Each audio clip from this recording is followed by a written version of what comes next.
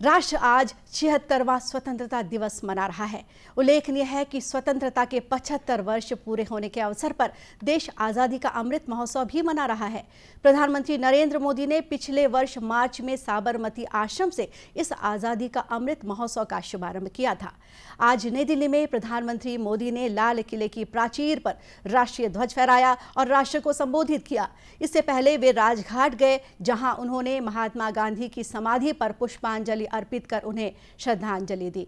राष्ट्र के नाम अपने 82 मिनट के संबोधन में प्रधानमंत्री नरेंद्र मोदी ने कहा कि यह प्रसन्नता और गर्व की बात है कि आजादी के 75 वर्ष बाद भी तिरंगा आन बान शान से लहरा रहा है।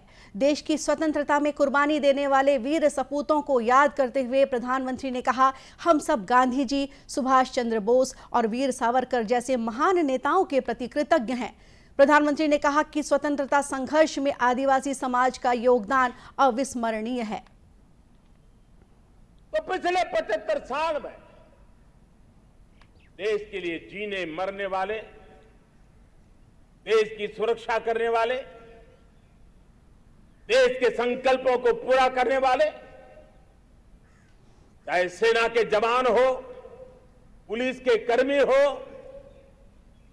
शासन में बैठे हुए ब्यूरोक्रेट्स हो, जनप्रतिनिधि हो, स्थानीय स्वराज की संस्थाओं के शासक प्रशासक रहे हो, राज्यों के शासक प्रशासक रहे हो, केंद्र के शासक प्रशासक रहे हो, 75 साल में इन सबके योगदान को भी आज स्मरण करने का अवसर है।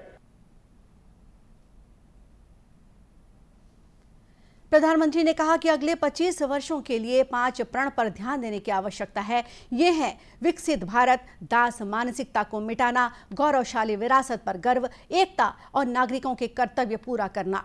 श्री मोदी ने कहा कि जब शासन में स्थिरता हो और तेजी से निर्णय लिए जाएं, तो राष्ट्र के विकास के लिए जनभागीदारी की भावना जगती है। उन्होंने कहा कि हर एक व्यक्ति को स्वतंत्रता के 100 वर्ष पूरे होने तक देश के स्वतंत्रता सेनानियों के सपने को साकार करने की दृष्टि के साथ काम करना होगा। इस बार स्वतंत्रता की 75वीं वर्षगांठ पर लाल किले का नजारा भी बदला था। पहली बार स्वदेशी तकनीक से बनी होवित्जर तोपों से सलामी दी गई। साथ ही लाल किले के मुख्य दरवाजे पर वर्चुअल माध्यम से 2 हाथियों को स्वागत मुद्रा में प्रदर्शित किया गया था।